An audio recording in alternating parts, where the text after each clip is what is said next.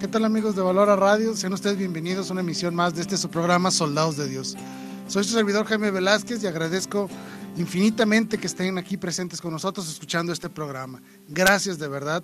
También quiero aprovechar para agradecer a todas las personas que nos han escrito a través de las redes sociales. De verdad, muchísimas gracias. Créanme que estoy atento a todos sus comentarios, a todos sus mensajes, a todas sus opiniones. Y les pido que sigan así, que por favor sigan haciendo sus comentarios, que me permitan a mí conocer cómo estamos haciendo las cosas en este programa y sobre todo hacer programas que les gusten, hacer programas que realmente sean edificantes para todos y cada uno de ustedes. Acepto todas las recomendaciones que quieran realizar, estoy abierto a todas sus opiniones, a sus recomendaciones, a sus quejas, si no hago las cosas bien, claro que sí también. Entonces estoy ahí esperando estar en contacto con ustedes. Por favor escríbanme, estamos a sus órdenes, ya sea a través de la página de Valora Radio o a través de la página en Facebook de este programa. La página se llama Soldados de Dios-Valora Radio. Ahí pueden ponerse en contacto directamente conmigo para poderme hacer llegar todos sus comentarios. Estamos preparados para recibir todos sus comentarios, poderlos atender uno a uno de la manera en que se merecen. Gracias por estar con nosotros. De verdad pido a Dios que los llene de bendiciones hoy y siempre.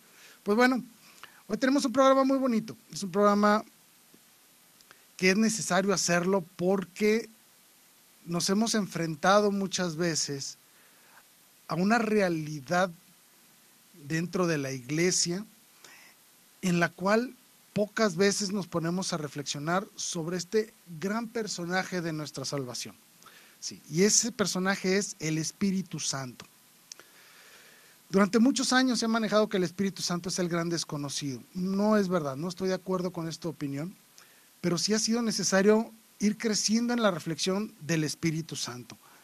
Tenemos que conocerlo mejor, tenemos que venerarlo, adorarle mejor, es decir, ponernos más en contacto con el Espíritu Santo, porque Él es, pues como su nombre lo dice, Él es el Espíritu Santo, el Espíritu de Dios, Él es Dios, Él es verdaderamente Dios. El Espíritu Santo es la tercera persona de la Santísima Trinidad y es consubstancial al Padre y al Hijo, es decir, es Dios, es verdaderamente Dios. Durante muchos años se ha manejado que el Espíritu Santo, o más bien muchas personas lo han manejado así, de que es la fuerza de Dios, como algo ajeno a Dios, pero no, es Dios mismo actuando. Y por eso debemos de adorarle y conocerle de una manera especial. Primero, para hablar del Espíritu Santo debemos de comprender más o menos cuáles son las cosas que Él hace, de una manera muy general, obviamente, pero sí acercarnos a la reflexión con el Espíritu Santo a través de las cosas que Él realiza, en las cuales nosotros podemos constatar su presencia y su acción. Primero que nada, el Espíritu Santo es el encargado de transmitir a los hombres sus dones y sus carismas, esos dones y carismas que nos sirven para lograr la salvación y para el enriquecimiento de la iglesia. Después vamos a hablar de eso un ratito más adelante, ¿sí? Pero el Espíritu Santo no se ha revelado a sí mismo, y esto es muy importante. Durante mucho tiempo, muchas veces lo he escuchado, de que el Antiguo Testamento habla del Padre y el Nuevo Testamento habla del Hijo, ¿sí? Y que en el libro de los Hechos que se habla de la iglesia, ahí viene inmiscuido el Espíritu Santo. No estoy de acuerdo yo en lo personal con esta opinión y les voy a explicar por qué. Cuando nosotros nos ponemos a hacer una lectura concienzuda de la Sagrada Escritura, nos damos cuenta que la presencia del Espíritu Santo está inherente en todos y cada uno de los acontecimientos, tanto de la vida del pueblo de Israel como de la vida apostólica. Es decir, una vez que nuestro Señor Jesucristo nos ha revelado el Espíritu Santo a través de su misma encarnación incluso, es cuando nos damos cuenta que este Espíritu de Dios, este Espíritu divino, ha estado presente en toda la historia de la humanidad. Y entonces una relectura del Antiguo Testamento, vamos a encontrar al Espíritu Santo por todos lados, simplemente que no habíamos podido identificarlo. Es hasta la revelación de Cristo cuando se descubre entre nuestros ojos el Espíritu Santo en toda su acción santificadora a lo largo de toda la historia de la humanidad. Digo que el Espíritu Santo es revelado en la encarnación de Cristo porque es precisamente en las palabras del ángel en la Anunciación, cuando él dice, el Espíritu de Dios vendrá sobre ti, cuando le dice a María, ¿sí? Y concebirás un hijo por obra del Espíritu Santo. Ahí surge, y ahora sí ya la delimitación, por decirlo de alguna manera, el nombramiento del Espíritu Santo como una persona divina. teniendo como base ese fundamento de que las palabras del ángel se nos presenta el Espíritu Santo, y posteriormente cuando lo vemos descender en forma de palomas sobre Jesucristo después del bautismo, ya se nos revela como alguien, no como algo, como alguien, como una persona divina.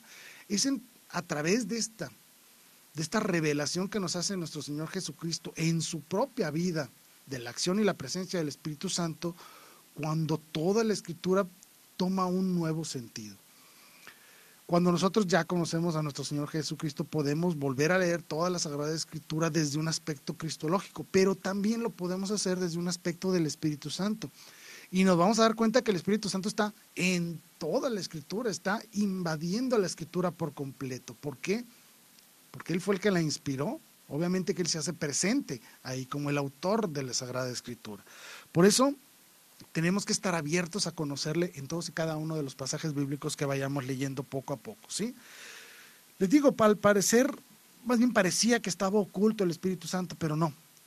Conforme hagamos esta lectura y esta reflexión tanto de Dios Padre como del Hijo, como de la historia del pueblo de Israel, como la historia de la iglesia, vemos ahí esta luz incesante y cegante del Espíritu Santo inspirando a los profetas, inspirando a los apóstoles, inspirando a toda la iglesia en el crecimiento. Y lo vemos hoy, inspirando la acción de la iglesia en todos y cada uno de sus actos. Es decir, el Espíritu Santo sigue estando presente. Nunca ha estado ajeno a la historia del ser humano. Simplemente que desde la visión cristológica es como ya podemos descubrir al Espíritu Santo de una manera especial. ¿Ok? Bien, pues ese es el tema de hoy, el Espíritu Santo, conocerlo un poquito más. Pues bien, en las Sagradas Escrituras, no me quise meter mucho en versículos porque se nos sería todo el programa, pero existen gran cantidad de versículos bíblicos en los cuales podemos encontrar la acción del Espíritu Santo. Los resumí en algunas frases que es importante para nosotros conocerlo, identificar claramente el Espíritu Santo en estas acciones que podremos posteriormente leer en las Sagradas Escrituras. Y lo vamos a poner así, a manera de frases muy sencillas. El Espíritu Santo es aquel que que ha inspirado a las Escrituras mismas. Es aquel que mantiene viva la tradición de la iglesia. El Espíritu Santo asiste al magisterio de la iglesia en su labor como maestro y como madre. Y es aquel que nos coloca en la comunión con Cristo permanentemente en la sagrada liturgia. También es aquel que inspira la oración, la asiste y es aquel mismo que intercede por nosotros ante Dios Padre. Es aquel que edifica la iglesia con sus dones y sus carismas, que ahorita los vamos a platicar. Aquel que da vida y fuerza a la acción evangelizadora y misionera de la iglesia. Es muy importante. Es aquel que mueve nuestra voluntad, mueve nuestro corazón, nuestra inteligencia para ir al encuentro del otro, para poderle anunciar el evangelio. Es aquel que ha ungido a Cristo, y eso es importantísimo, ¿sí? Y continúa ungiendo a la iglesia y glorificándola. Esto es un punto importante que ahorita lo vamos a platicar, cómo el Espíritu Santo unge a nuestro Señor Jesucristo, y Jesucristo, movido por la fuerza del Espíritu Santo, va al encuentro del hombre a anunciarle la buena nueva y a cumplir con la voluntad del Padre. Como podremos ver entonces, que este evento cristológico es un evento del Espíritu Santo también, ¿sí? Y es aquel que hace de nosotros un templo viviente de la Santísima Trinidad, por lo tanto es el que santifica. Nosotros cuando revisamos el credo, vemos que se habla muy poquito del Espíritu Santo. Solo es una pequeña frase del Padre, luego viene un bloque un poquito más grande cuando habla del Hijo, y luego viene un pequeño pedazo del Espíritu Santo. Pero hay que comprender que esta Trinidad actúa unida, no actúa por separado. Toda la acción divina es una acción trinitaria, ¿sí? Por lo tanto, cuando veamos a Cristo en la acción, cumpliendo la voluntad del Padre, lo hace por la fuerza del Espíritu Santo. Todo el evento cristológico es un evento también del Espíritu Santo. ¿Ok? Muy bien. Cuando nosotros accedemos a la Sagrada Escritura, no siempre se va a hablar del Espíritu Santo como el Espíritu Santo. Son pocas las referencias que hablan del Espíritu Santo de esa manera, de una manera textual. El Espíritu de Dios, el Espíritu Santo. Son pocas, ¿sí? Son relativamente muy pocas. Entonces tenemos que encontrarlo en algunos signos o símbolos que se encuentran también plasmadas en toda la Escritura. Estos símbolos, se los voy a decir ahorita, son los que debemos estar al pendiente para que al momento de irlos detectando en la Escritura podamos imaginar o pensar en el Espíritu Santo, que es el que está actuando ahí.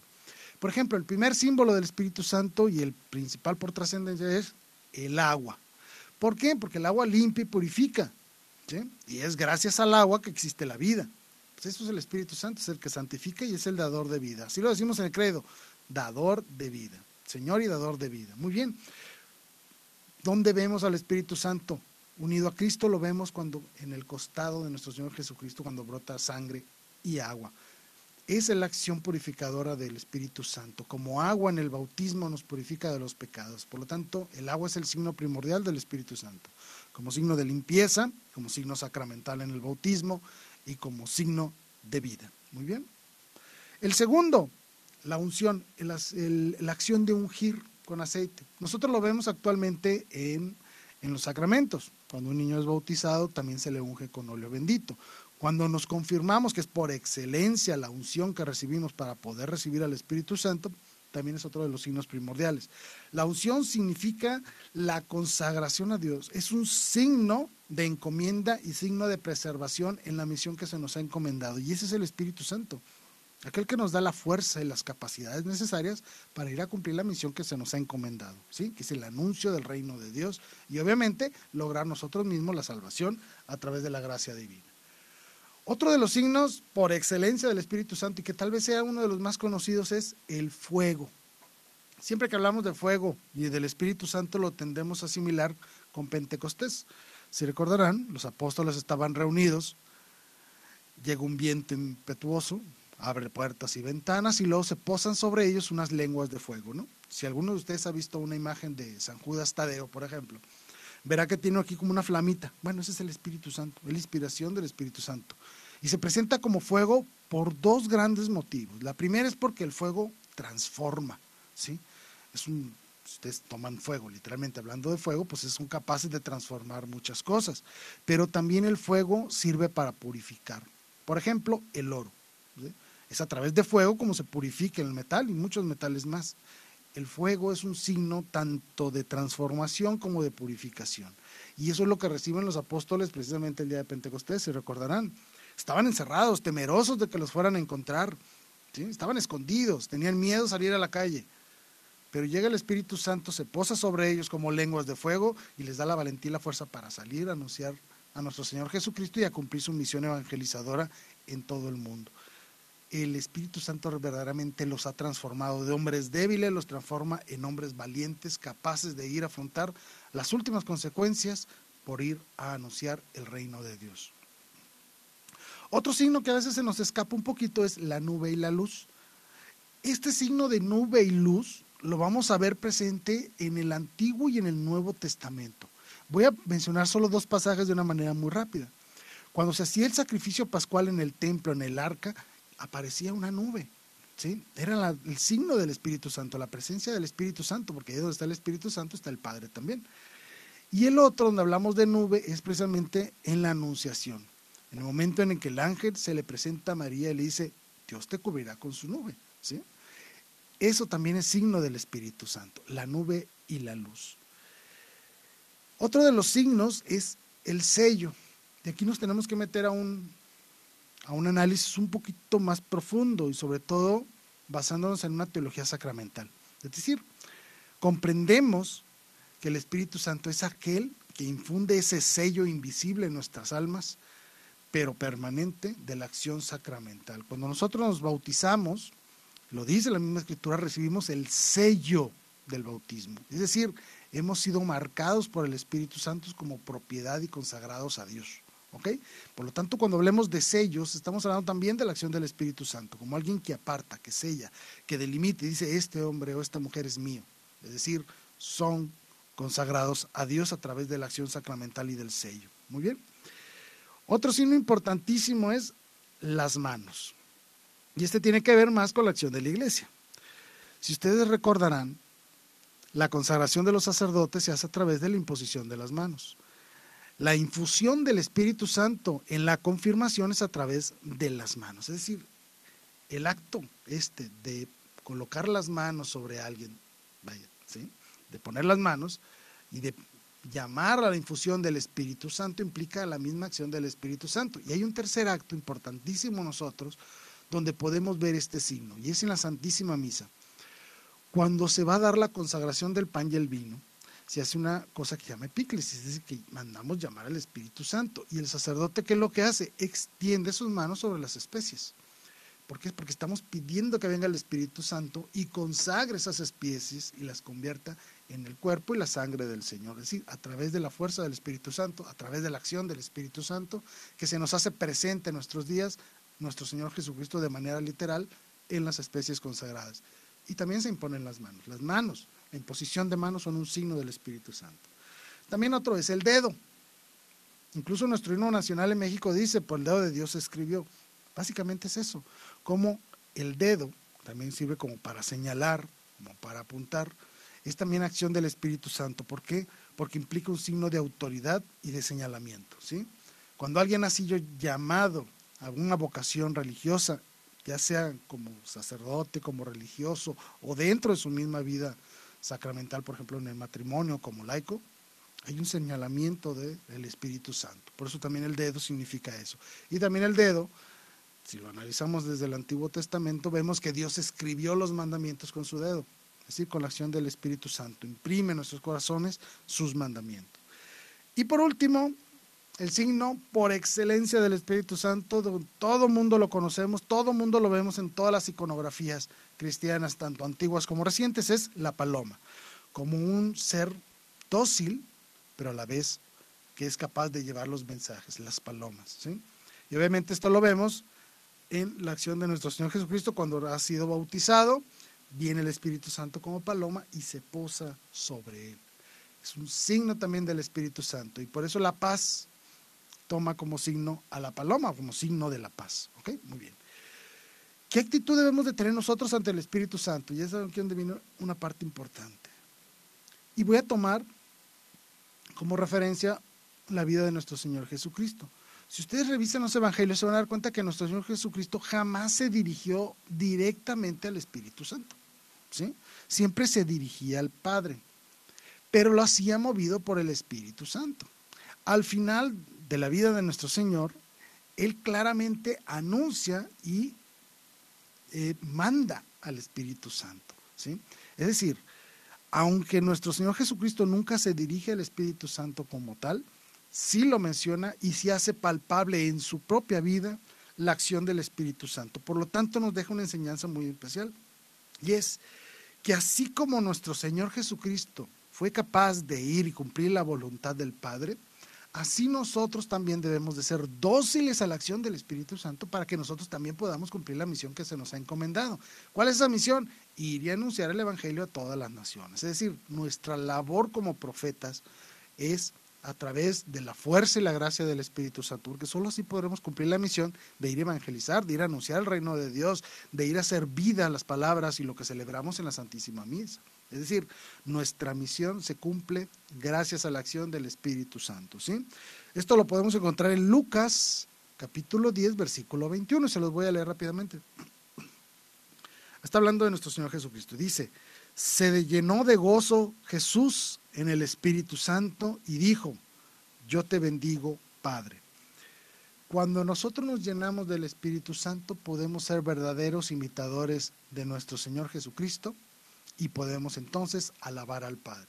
Notan que estamos hablando de una acción trinitaria, ¿verdad? Nos llenamos del Espíritu Santo y en el seguimiento del Hijo podemos ir al encuentro con el Padre para alabarle. Es una acción trinitaria. El Espíritu Santo, el gran humilde, la gran humildad, por decirlo así, es aquel que nos mueve el corazón para dirigirnos al Padre a través del Hijo, ¿sí? El Espíritu Santo es verdaderamente quien nos santifica, ¿sí? Nos purifica, nos llena y nos hace poder voltear hacia el Padre gracias a la mediación de nuestro Señor Jesucristo. Por lo tanto, tenemos que hacer esta gran reflexión y decir que el Espíritu Santo no es ese gran desconocido que muchos han dicho, ¿sí? Lo he leído muchas veces, lo he escuchado muchas veces que el Espíritu Santo es un gran desconocido. No lo es, al contrario, es ampliamente conocido. ¿Por qué? Porque es a través del seguimiento de Cristo que podemos ver la acción del Espíritu Santo. Conocer a Cristo es conocer al Espíritu Santo a través de sus obras. ¿Ok? Muy bien. Actualmente, vamos a hablar los últimos 50, 60, 70 años y aún vigente en nuestros días. Nuestra realidad como sociedad nos ha provocado una excesiva sed de espiritualidad. el modernismo, es decir, cuando las personas pensaban que la ciencia iba a resolverles todos sus problemas, o cuando el hedonismo nos hizo creer que el placer y la estética eran todo para nosotros, o cuando nuestro vacío existencial quisimos llenarlos con cosas a través del consumismo, nos dimos cuenta entonces que la verdadera satisfacción del hombre no estaba ni en las cosas, ni en la belleza, ni en los placeres, ni en nada de eso, ¿sí? Sino que estaba realmente en Dios. El problema fue que en esta sed de espiritualidad, en esta búsqueda incesante de la espiritualidad, no supimos buscarlo de una manera adecuada muchas personas, ¿sí? Por eso es que tuvo un auge tan grande la famosa New Age o Nueva Era y todos estos elementos de corte supersticioso y de corte astrológico, pseudo-astrológico, es que empezaron a dominar nuestras sociedades a lo largo de los años. Por eso es que se vino el auge de la yoga, que el feng shui, que el reiki, que la lectura de cartas, que la lectura del café, todo este tipo de tonterías que no son más que supersticiones. Cuando todo esto nos llegó a nosotros fue porque la sociedad estaba realmente hambrienta de una espiritualidad. Se dieron cuenta que ni las cosas, ni la ciencia, ni los placeres satisfacían nuestra necesidad de trascendencia. Entonces el mundo buscó la espiritualidad. Eso también pasó con los católicos. Por eso es que se dieron fuertes movimientos llamados carismáticos, que no son malos, lo advierto y lo digo claramente. Son movimientos que están dentro del seno de la iglesia, que como en todos lados se han cometido abusos y se han cometido exageraciones, ahí cada grupo le pido que se autoanalicen y busquen una verdadera espiritual sana y santa dentro de los movimientos católicos. Sí, que hagan un análisis y que empiecen a darse cuenta de todo lo bueno que se está haciendo y promoverlo, y si detectan cosas malas, limpiarlas, irse depurando, ¿sí? Para no pervertir nuestra acción litúrgica a través de avivamientos de los carismas de una manera exagerada o desordenada, ¿sí? Pero no hay que tenerle, ¿cómo se puede decir? No hay que rechazarlos por ningún motivo, todos los movimientos católicos carismáticos. Al contrario, hay que promoverlos, pero de una manera correcta, de una manera mesurada y sobre todo respetando la liturgia, respetando la unidad de la iglesia como madre y maestra. ¿Ok? Bien. Entonces, esta necesidad de espiritual, este auge del ser humano por buscar la espiritualidad, buscarse ese interior espiritual que tenían, pues obviamente también se dio dentro de la iglesia y dio cauce a una amplia reflexión teológica sobre el Espíritu Santo. ¿Sí? No es que antes, en los últimos 2000 años, no lo hayamos hecho. Claro que se hizo, y se hizo de una manera incesante, ¿sí? Pero se manejaba, por decirlo así, en niveles muy altos de teología. Poco a poco las personas han tenido que irse involucrando un poco más en el conocimiento del Espíritu Santo. Entonces el conocimiento del Espíritu Santo se ha hecho más accesible a muchas personas gracias a mucha acción de la iglesia, gracias a muchos escritos, gracias a los movimientos de renovación carismática y a una gran cantidad de movimientos que nos han presentado de una manera muy amena, muy amable al Espíritu Santo, y sobre todo con el reencuentro que ha tenido la iglesia con la importancia del sacramento de la confirmación. Eso es importantísimo.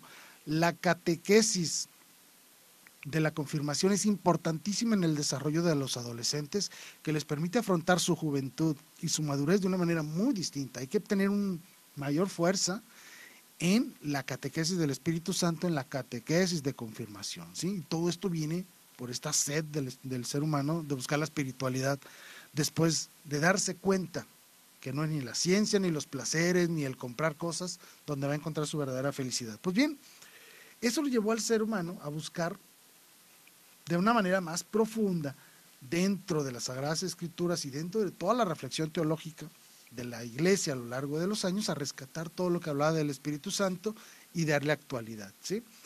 Y uno de los factores que más han sido útiles en este conocimiento del Espíritu Santo ha sido la palabra viento. Sí, el viento.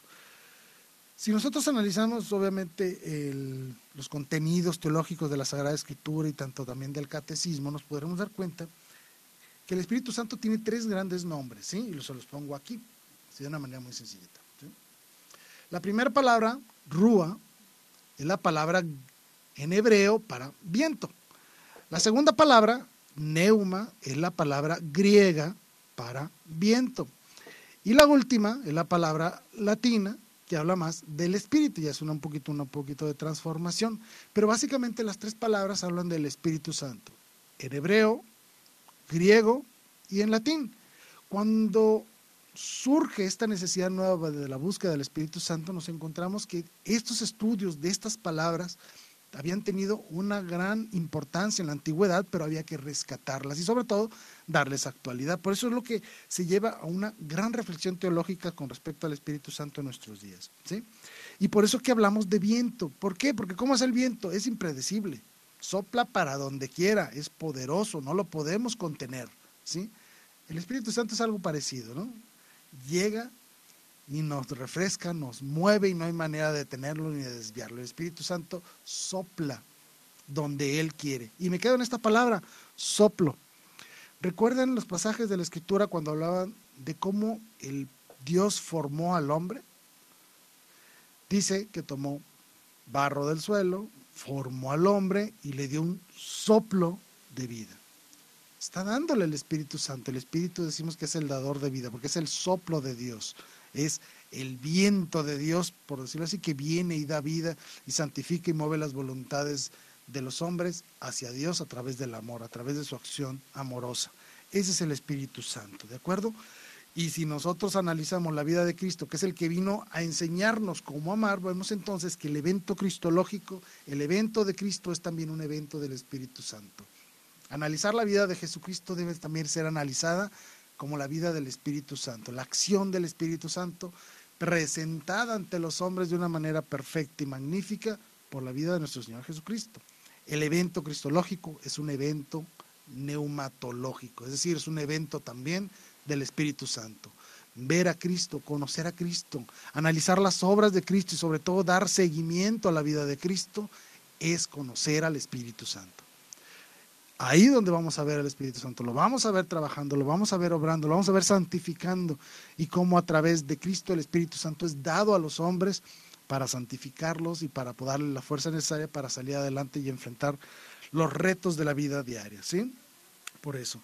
Y algo muy importante, el Espíritu Santo no puede solo ser analizado desde la alta teología que les decía hace un momento, no, sino que el Espíritu Santo en la acción de cada uno de nosotros, desde nuestras propias limitaciones, al conocerlo y a estudiarlo en las Escrituras, en la vida de la iglesia, en la liturgia, en la oración, nos damos cuenta que el Espíritu Santo realmente es la inteligencia de Dios que se nos ha dado, que nos inspira para poder descubrir y conocer de una manera especial el misterio de Dios y el misterio de la encarnación de nuestro Señor Jesucristo y el misterio de la salvación. Es decir, el Espíritu Santo realmente nos abre el intelecto para poder llegar al conocimiento del misterio de Dios y poder decir, yo creo, Señor, y te sigo. Esa es la acción del Espíritu Santo. No solo los grandes intelectuales van a poder reflexionar sobre el Espíritu Santo, cualquiera de nosotros puede hacerlo cuando somos dóciles a su acción y a través de la gracia divina, que el Espíritu Santo nos llena y nos abre realmente esa inteligencia, esa capacidad de ver los misterios de Dios y decir con toda confianza, Señor, yo creo en ti. Ese es el Espíritu Santo. Por eso es que debemos dejarnos llevar por el Espíritu Santo, dejar que llegue sobre nosotros, dejar que actúe, que nos llene de gozo, como decía el Evangelio en Lucas 10:21, que nos llene de gozo, porque una vez llenos de gozo, podremos alabar al Padre a través del Hijo. ¿De acuerdo? Muy bien. Sabemos que el Espíritu Santo es el revelante no revelado. ¿Qué significa esto? Él nunca se anunció a sí mismo, como les había dicho, ¿sí? Pero que sí nos mueve a anunciar a Dios, sí nos mueve a seguir a Jesucristo, ¿sí? Es el gran humilde que permanece escondido, pero a la vez permanece evidente en la acción de la vida de nuestro Señor Jesucristo, y es gracias a esa acción que podemos ser santos, podemos ser templos del Espíritu Santo, gracias, podemos recibir su gracia y podemos alabar al Padre, ¿sí? Y obviamente es el continuador de la obra salvífica de nuestro Señor Jesucristo, y esto es muy importante. Es gracias a la acción del Espíritu Santo que la obra de Cristo sigue permaneciendo en nosotros, y lo podemos resumir en 3-4 palabritas muy sencillas. Es gracias a la acción del Espíritu Santo que aún tenemos Eucaristía, es decir, tenemos la presencia real de Cristo en nuestro entorno, en nuestro tiempo, en nuestra realidad, por la cual podemos realmente hacer comunión con Él, hacer comunión con la iglesia y permanecer en la comunicación con el Padre. Es gracias a la presencia del Espíritu Santo que nos da Él, ahora sí nos da a nuestro Señor Jesucristo en la Sagrada Eucaristía. Por lo tanto, decimos que el Espíritu Santo ha sido derramado al mundo en la experiencia pascual de Cristo. Pues bien, cuando empezamos les dije que el Espíritu Santo, una de sus principales funciones es darnos los dones y los carismas que necesita la iglesia para salir y afrontar los retos de la vida diaria. ¿Cuáles son estos dones? Rapidísimo, yo sé que todos se lo saben. Y estos dones los recibimos de manera plena, perfecta, cuando realizamos la confirmación. ¿Sí? Muy bien.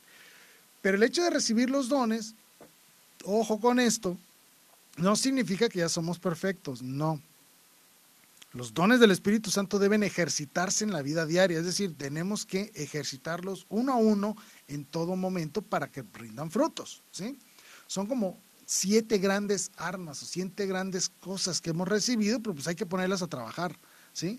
No porque ya las recibí ya, no, hay que ponerlas a trabajar. Son 7 grandes talentos que nos ha dado Dios para ponernos a trabajar con ellos y producir más. Muy bien, ¿cuáles son estos dones? El primero, la sabiduría, y rapidísimo los digo, es el don mediante el cual entendemos lo que nos ayuda o nos perjudica en el logro de Dios, en el logro de la salvación. Es decir, es aquel que nos hace dar gusto por Dios, gusto por su palabra y disgusto por el pecado, que nos hace rechazar lo malo.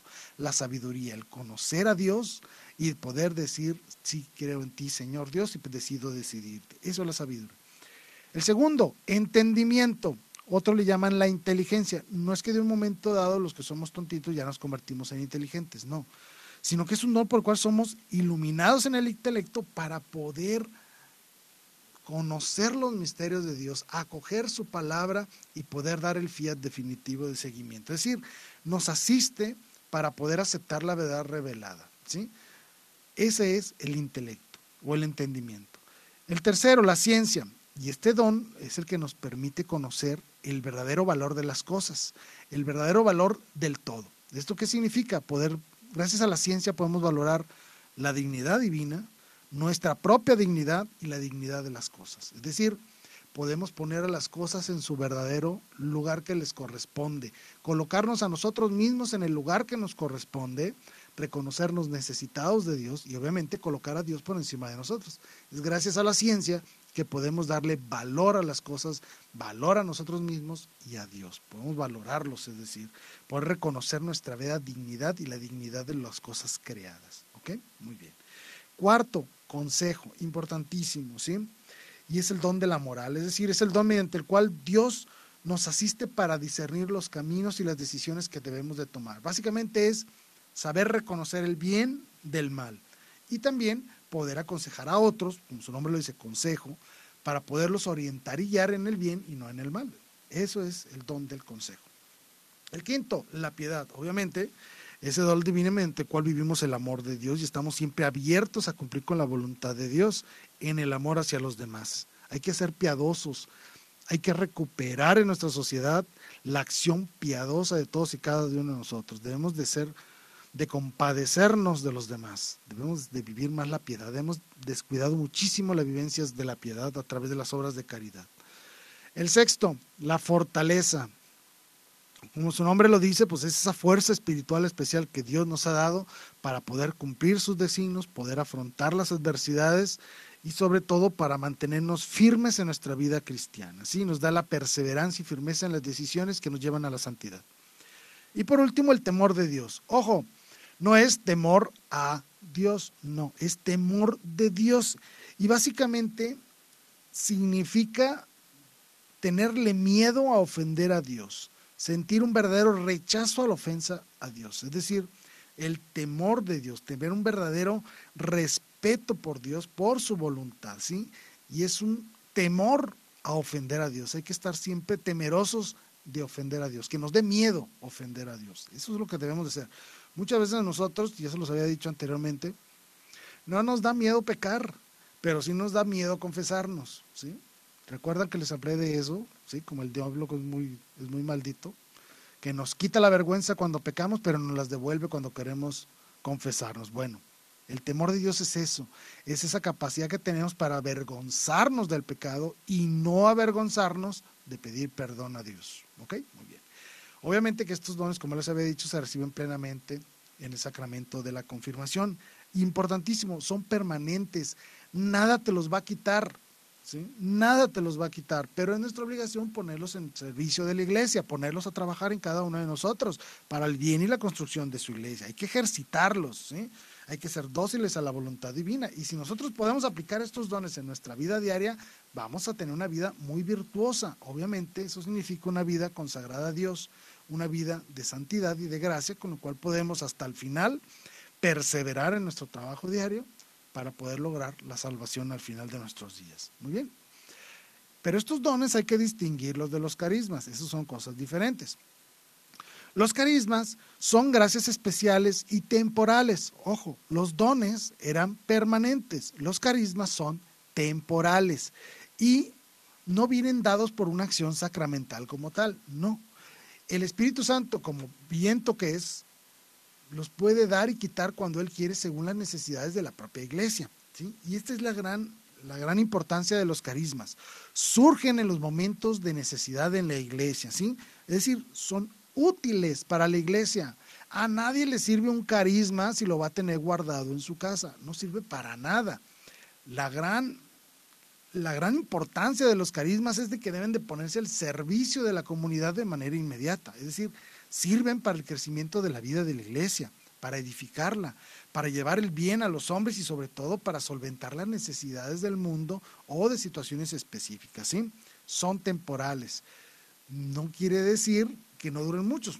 Pueden durar muchos años, pueden durar poquitos, dependiendo de las necesidades específicas, ¿sí? Y están directamente orientados, como lo dije, a ayudar a la iglesia en un aspecto especial, en una circunstancia especial, ¿de acuerdo? Voy a enumerar algunos, son muchos y dependen de las necesidades de la iglesia. Voy a enumerar solo la necesidad de enseñar a otros algo. Hemos sido capaces de decir las palabras correctas y adecuadas, no por nosotros, ¿sí?, sino por la acción del Espíritu Santo a través de nosotros. Eso es un carisma, el Espíritu Santo viene a nosotros y nos permite hacer aquello que no hubiéramos podido hacer por nuestras propias fuerzas. Por ejemplo, enseñar algo. Otro, realizar milagros, ¿sí? ¿Sí? Personas que son capaces de realizar milagros, obviamente por la acción de Dios. Dios es el que hace los milagros, ¿sí? Pero es a través de las personas como Dios se hace manifiesto en muchos milagros, como por ejemplo cuando los apóstoles se enfrentaron a los ídolos y a través de sus palabras, de su confianza, de su fuerza, de su firmeza, se destruyeron los ídolos ahí en su presencia. Es un carisma especial, ¿sí? Hablar en lenguas. Ojo, hablar en lenguas no significa decir cosas incoherentes, ¿sí? Personas que se agarran orando, eso no es un don de lenguas, eso no lo es. El don de lenguas es la capacidad de hablar en otros idiomas. Ejemplo, Pentecostés. Salió el apóstol Pedro, hablaba en hebreo, pero todo el mundo le entendía en su idioma original. Vaya, básicamente eso es parte del don de lenguas o la interpretación de las lenguas.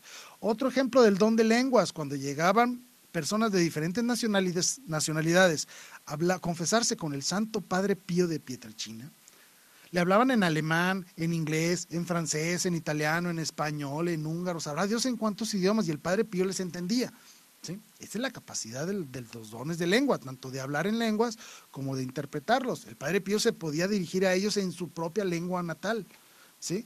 Y no es porque el Padre Pío supiera alemán, francés, italiano, español, húngaro, checoslovaco, no, sino que tenía un carisma especial para que en ese momento de necesidad, él pudiera comunicarse con otro. Ese es el verdadero don de lenguas, no andar gritando cosas incoherentes, ¿no? Ni mucho menos gritando y bailando y revolcándose en el piso, no, eso no tiene nada que ver con el Espíritu Santo. Profetizar, sí, ha habido muchos profetas, no solo del Antiguo Testamento, sino del Nuevo, de ahora de la vida de la iglesia, muchos santos que han sido capaces de hacer profecías, ¿sí? Esta capacidad de conocer el futuro es un carisma del Espíritu Santo. La capacidad de administración, ahí les va. ¿Cómo es posible que el Padre Pío, que había sido religioso toda su vida, fue capaz de administrar no solo recursos materiales y a personas y recursos monetarios para poder edificar un hospital, por poner un ejemplo? ¿Por qué? Porque recibió un carisma del Espíritu Santo que le permitió ser inteligente y responsable en las administraciones de bienes. Eso también es importante, administración de bienes, de recursos, etcétera, dentro de la edificación de la iglesia, ¿sí? la elocuencia para hablar. Hay personas que nunca han podido hablar en público, pero por una acción del Espíritu Santo son capaces de enfrentar un miedo escénico, por ejemplo, y hablar y decir las cosas que tienen que hablar. Conocer los corazones de otras personas, ese también es importante como carisma. La bilocación, personas vivas que han estado en dos lugares al mismo tiempo. ¿Sí? Uno de ellos el Padre Pío. Creo que muchos religiosos y sacerdotes a lo largo de la historia han tenido este don de estar en dos lugares diferentes al mismo tiempo. ¿Sí? Y uno que a mí en lo personal me encanta, que es levitar. Sí, así como lo oyeron, levitar. Ha habido varios santos en la historia de la iglesia, por ejemplo San José de Cupertino, que podían levitar, que literalmente se elevaban en el aire cuando realizaban un momento de adoración puro y santo a Dios. ¿Sí? Y obviamente, ¿para qué servía que alguien flotara en los aires? Para la conversión de los corazones duros, al ver la acción de Dios en eso. ¿Sí? Y esos son solo algunos. ¿Sí? Hay muchísimos más que los podemos leer en la Escritura y lo podemos ver en la vivencia de la iglesia. ¿De acuerdo? Muy bien. El Espíritu Santo también tuvo, vamos a llamarlo así, problemas. Problemas en la concepción del Espíritu Santo. Así como en el siglo IV se desató la polémica del arrianismo, que decía que Jesucristo no era Dios, sino que era una criatura. Una vez que se solventó este problema a través del Concilio de Nicea, le tocó el turno al Espíritu Santo, ¿sí? Y hubo que defender la realidad del Espíritu Santo, ¿sí? Y eso ocurre en el primer concilio de Constantinopla en el año 381. Ahí se declaró y se confirmó algo que ya se había dicho en un concilio anterior, en el concilio de Nicea del año 325, ¿sí? Que el Espíritu Santo es Dios, que es consubstancial al Padre y al Hijo, es decir, que es de la misma naturaleza del Padre y el Hijo, que es Dios, que es verdadero Dios, ¿ok? Por lo tanto, se habla ahora de los atributos del Espíritu Santo como el Señor, el dador de vida, el santificador, que debe ser adorado y venerado al igual que el Padre y el Hijo, y que es procedente pero no engendrado. Esto es importante. Esto habla de la procedencia, y aquí el tema más escabroso y más difícil de la procedencia del Espíritu Santo. Y es un tema que ha dominado la historia de la iglesia en los últimos 1000 años. Y es así lo voy a poner aquí para que todos lo conozcan. La famosa cláusula filioque.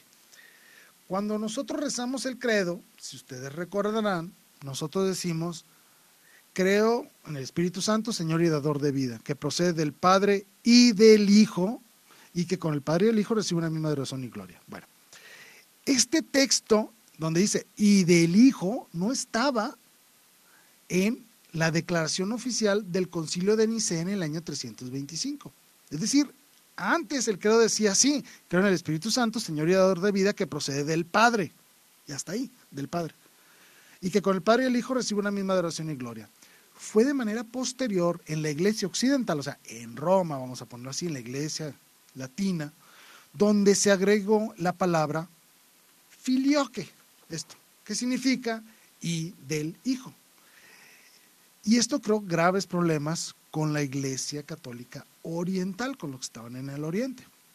Fueron tantos los conflictos, más otros tantos más, de otros tipos de conflictos, que provocaron que en el siglo XI se diera la ruptura de la iglesia, el gran cisma de la iglesia, donde ahora existen los católicos, con todos sus ritos latinos y orientales, y existen por otro lado las iglesias ortodoxas, ¿sí? Decimos que son los dos grandes pulmones del cristianismo, sí, pero están separados, ¿sí? Hay una fuerte disputa en algunos aspectos. Uno de esos es de la filioque. Yo solo quiero aprovechar estos últimos minutos para aclarar que la filioque no contradice en nada al Concilio de Nicea, ni contradice en nada las Sagradas Escrituras, y tampoco contradice la teología tradicional de la Iglesia universal, ¿ok? Hay que aclararlo esto. Efectivamente, si nosotros lo leemos de una manera muy textual, dice que el Espíritu Santo procede del Padre y del Hijo. Los ortodoxos dicen entonces que nosotros los católicos creemos en una doble procedencia del Espíritu Santo, que el Espíritu Santo procede de dos personas, del Padre y del Hijo. Y aquí es donde nos ha fallado a los latinos saberlo explicar bien. Debemos explicar de que nosotros no creemos, y lo repito, nosotros no creemos en la doble procedencia del Espíritu Santo, como que procede de dos entidades distintas, de dos personas. sino que lo que estamos defendiendo al decir que procede del Padre y el Hijo es que estamos diciendo que procede el Espíritu Santo de la misma naturaleza, de la misma consubstancialidad del Padre y del Hijo. Pero sabemos que el Padre es el origen de todo, ¿sí? Es el principio de todo, ¿sí? Por lo tanto, no estamos queriendo duplicar la procedencia del Espíritu Santo. Y esto ha generado grandes controversias a lo largo de los años, ¿sí? Por ejemplo, San Agustín decía esto: el Espíritu Santo procede del Padre del modo principal y del Hijo por la comunicación con el Padre, es decir, por la unión con el Padre, ¿sí? La filioque, lo repito, no implica una duplicidad de procedencia del Espíritu Santo, que el Espíritu Santo recibe su ser, su consubstancialidad de dos partes diferentes. No, la recibe de una sola parte, ¿sí? Del Padre en la comunión con el Hijo, ¿sí? ¿De acuerdo? Eso es lo que significa. Tertuliano lo quiso explicar como que el Espíritu Santo procede del Padre a través del Hijo, ¿sí? Y ha habido teólogos a lo largo de la historia que han tratado de explicar esto de una manera que permita conciliar nuevamente estas dos grandes iglesias, la iglesia católica con las iglesias ortodoxas, ¿sí? Y nos hemos dado cuenta que la filioque realmente es un problema más de semántica, de cómo explicar las cosas, que de verdaderamente una controversia teológica. Los dos estamos de acuerdo básicamente en lo mismo, simplemente que lo hemos dicho de diferentes maneras y eso es lo que ha creado conflicto. Se han hecho grandes intentos a lo largo de la historia por poder reunir nuevamente a estas iglesias. Algunas iglesias ortodoxas, después de todo el diálogo, han regresado a la iglesia católica. Sí, a lo largo de los años ha habido muchas iglesias ortodoxas que se separaron durante el cisma del siglo XI, pero que han vuelto a la iglesia católica, pero no todas, ¿no? Quedan las más grandes. Muy bien. Debemos de defender entonces la filioque. O sea, no es incorrecto, incluso es más correcto hablar de la procedencia del Espíritu Santo del Padre y del Hijo, pero hay que entenderlo bien. Nuestro Señor Jesucristo dijo claramente: reciban mi Espíritu, el Padre, y también dijo: recibirán el Espíritu del Padre. Habla de esa doble dimensión en el aspecto de la procedencia. Y repito, cuando hablo de doble procedencia no significa que proceda de dos entidades distintas, de dos fuentes distintas. Procede de una sola, que es del Padre, pero lo podemos ejemplificar como decir que procede del Padre a través del Hijo, ¿sí? Y esto lo explicó un señor llamado William G. T. Shedd. Y se los voy a leer. Dice: como el Padre y el Hijo no son dos substancias, no son dos esencias distintas o dos naturalezas separadas, por lo tanto la filioque no implica una doble procedencia y tampoco niega que el Padre sea el principio del todo. Y entonces cuando decimos del Padre y del Hijo es porque estamos hablando de la comunión del Padre y del Hijo, ¿de acuerdo? No por hacer referencia a una doble procedencia del Espíritu Santo. Incluso la cuestión filioque, esta frase "y del Hijo", buscaba enaltecer y resaltar la divinidad de nuestro Señor Jesucristo en contra de la crisis arriana. Los arrianos decían que Jesucristo era una criatura, no era verdadero Dios. Entonces, tratando de reforzar esta idea es de que se agrega la filioque, no para hablar de una doble procedencia del Espíritu Santo, sino para reafirmar la divinidad y la única naturaleza divina, ¿sí? Consubstancial al Padre. Esa era la intención realmente de la filioque, no de meritar la procedencia del Espíritu Santo y mucho menos de limitar la acción del Padre como el principio del todo. Por eso decimos: cree un solo Señor, Padre todopoderoso, creador de todo, ¿no? ¿Sí? Creemos en un solo Padre, en un solo Dios Padre, ¿sí? Del cual procede todo. ¿Ok? Bien. Por lo tanto, San Agustín da también a la discusión, ¿sí? Y él dice: por el Espíritu Santo y el Padre y el Hijo están unidos, por lo tanto, todo lo que se engendra el Padre lo engendra porque se lo da al Hijo en este momento de engendramiento. Por lo tanto, lo engendró de tal manera que el Espíritu Santo pudiera proceder juntamente del Padre y del Hijo, ¿sí? Para que el Espíritu sea el Espíritu de ambos, que los une y los consagra, vaya, por decirlo así, que es el amor de Dios que une al Padre y al Hijo, ¿no? A eso se refiere. Repito, no significa una doble procedencia de dos sustancias o de dos esencias, sino que estamos reafirmando que el Espíritu Santo procede del Padre a través del Hijo como la comunión. Por lo tanto, debemos decir que la filioque más bien es un problema de semántica y de explicación, más que un problema teológico o algún aspecto que deba resolverse. ¿De acuerdo? Muy bien. Pues con esto concluye el programa. Espero que les haya gustado. Hablamos del Espíritu Santo, sus dones, sus carismas, y aclarar un poquito esto de la controversia de la filioque, de la procedencia del Espíritu Santo, ¿sí? Entonces también para que sepan que podemos rezar el credo con toda naturalidad y poder decir que el Espíritu Santo procede del Padre y del Hijo. ¿Por qué? Porque no está negando la procedencia del Padre como principio de todo, sino que procede del Padre, unión con el Hijo, a través del Hijo, por la comunión que ya existe entre el Padre y el Hijo desde la eternidad. ¿De acuerdo? Pues bueno, soy su servidor Jaime Velázquez. Gracias por habernos acompañado. No me queda más que encomendarme a sus oraciones y pidiéndole a Dios que los bendiga y los acompañe siempre. Gracias. Hasta luego. Buenas tardes.